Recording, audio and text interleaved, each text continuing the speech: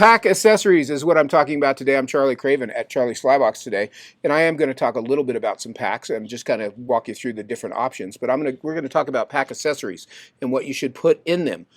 Nobody loves their pack. Everybody loves their pack when they first get it, and you have it for 1 year, and then you don't love it. So there's always options and other things to try.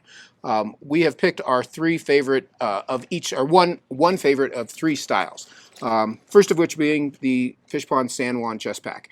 As chest packs go, this is a small, lightweight little pack, easy to use for a little day of creeking, something where you're not going to carry a ton of stuff. A lot of times the bigger packs could just be cumbersome when you're trying to go out and just have a quick little shot, carp fishing or warm water fishing or small creek kind of stuff. This is a small pack, fits up on your chest. The thing I don't love about chest packs is if you load them up, you can't see over the top of them. But the idea is that you don't load this up. So San Juan chest pack for a lightweight little chest pack. The Umpqua Ledges 500 lumbar pack. This sits on your hips. A much easier way to carry if you're going to carry a lot of stuff. A much easier way to carry it, kind of gets the weight off of you. If you've got a butt, these work wonderfully. If you don't, if you've got a flass, you can look that up in the Urban Dictionary. If you've got a flat ass, these do not work very well. At least for me, they slide down. But if you're going to carry a lot of stuff, this is a good way to do it. All sorts of little dividers in there, nice brace around your hips, so they're gonna hold your stuff up, and they've got a shoulder sling so that you can kind of sling it around front to back as well. And then finally, you guys have seen me talk about this before. This is the Fish Pond Summit Sling 2.0. This is the pack I've been using for the last couple years. This works well with my my body style, let's say. Goes over your shoulder, kind of gets everything behind you. You can sling it around the front of you, opens up, holds a ton of stuff. That's a great advantage. It's also a great liability. You can hold a mountain of stuff in this, and I tend to overload mine, just depending on how much stuff you carry. That is my favorite pack. I can always kind of take stuff out of it, which I find myself doing more and more often, just to kind of go a little bit lighter weight, but it still keeps things really well organized. But that's sort of the highlight of the packs. The catch with the packs is how you set these dang things up and what you need to add to them to make them usable and comfortable to go through. One of the first things that everybody asks me about on my pack is the retractor that I use. And this is a Gear Keeper retractor. It is a metal casing and a heavy GSP cord. These don't break. That's why I use these. I've never had it break. Knock on wood, man. I shouldn't have said that out loud. These are super durable. They're not your regular run-of-the-mill pin-on little retractors. Super durable. You can lay them flat on any of those packs where they're kind of hidden away. Attach whatever to it. You can, forceps, nippers, whatever. But that is a thing that if you buy once right, you don't have to buy it 27 times. You also don't lose the tool that was along with it when the cheap one breaks. So a Gear Keeper retractor. And I use a Gear Keeper net retractor as well. Same idea, just a bigger version, heavier duty. And that'll hold your net on the end of your pack. You've seen my pack video. We'll probably do some expansion on that. My pack video where I use the Gear Keeper retractor and a net magnet to put my net on my sling pack and make that easy with a short-handled net. Those are two products that I think get overlooked. The big one's $50. The little one I think is $30. They're not inexpensive, but you buy them once. How many $10 zingers have you bought? Probably more than 5. So solve that problem. Get yourself one of those. There's so many different types. There's clip-ons. There's pin-ons. There are, yes, there are. There are lots of different attachment methods, and that's a great point. Mine is actually a clip stud. It's got a metal stud on the back where you can poke it through your bag. But there are clip-on versions and studs as well. Another thing you should have on your pack, and this is sort of a new thing that's come about in the last couple of years, are these magnetic clings. This is the fly patch, and you can put these on any of these packs. There's a small version, there's a big version.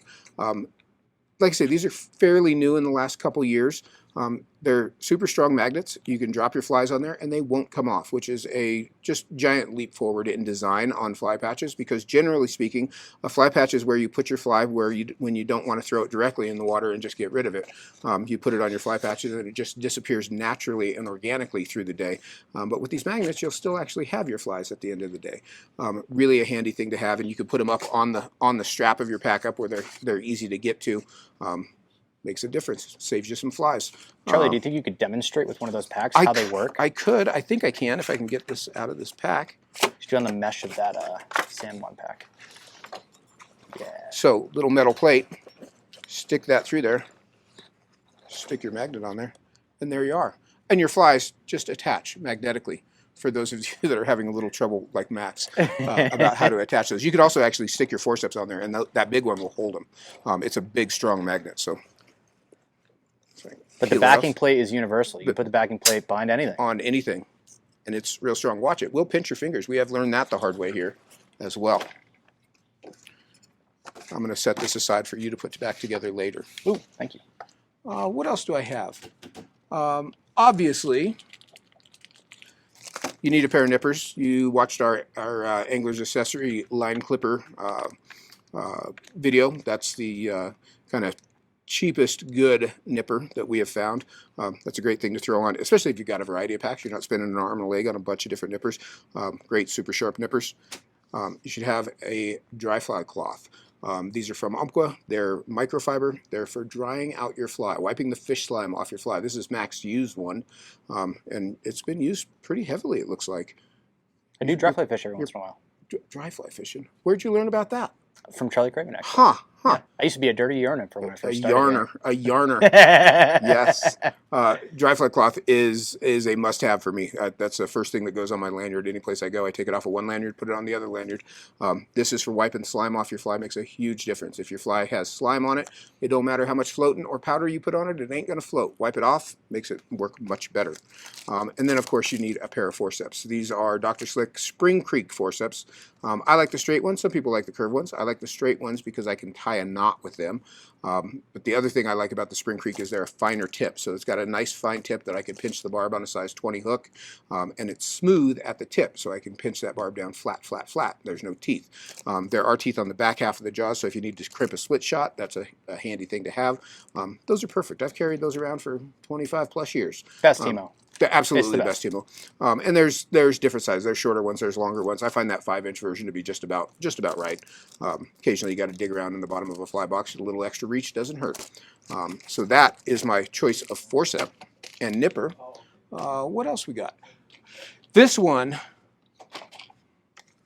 are, well, what do we call these? Hangers. Things that hang. That's good. The category in the category of things that hang from Straight Fork Anglers. They're the only ones that make, and they don't sadly make these anymore. They're just closing down. So we have got a pile of them, and they make a bunch of different ones. But what these do, this one will hold Dry Magic, Tiemco Dry Magic, which has always been a problem trying to find something to hold the stuff. The Tiemco Dry Magic holder will hold your Dry Magic. It just fits in there, just like hangs it upside down, so it's all running toward the bottom. That is on all of my packs. They come in a variety of different sizes and shapes. There's Dry Magic or Frog's Fanny holder. There's all the high and dry stuff. Yep. Holders for all those. So there's a holder for all of them. But that is a super handy thing to have on your pack. And you can, if you switch between packs, or you fish in the boat and you don't fish in the boat, you want to put this on the outside of your PFD. You can just take these off your lanyard or your pack and you clip them right onto your PFD where they're handy. That is a super handy thing that's overlooked. Don't feel like you have to go dig down in your pocket for everything. You can hang it out where you can get to it, especially when you're exclusively dry fly fishing. That's what you should do. Also, there is the Fish Pond Dry Shake holder, which is for your Shimazaki Dry Shake. That you should have on the outside of your pack as well, out where you can get to it. Fish Pond's been around forever. They make fantastic stuff. No exception here, and they come in a variety of different trout prints. You just pick your favorite or pick the one you like the least, and that will, I don't know, that'll just irritate you. You should probably get your favorite. You could put the cutthroat pattern on the chest pack for your creeking. You could put the brown trout pattern on your lumbar pack for brown trouting, and then you could put the rainbow pack for tailwaters on the sling pack. On a tailwater kind of. There you go. There's Max's logic and reasoning behind what dry shake holder you should have. So you should probably get 3 of these. So when you go to your cart, get 3 of these. Keep that in mind. And then finally, there's a lot of different ways to carry tippet.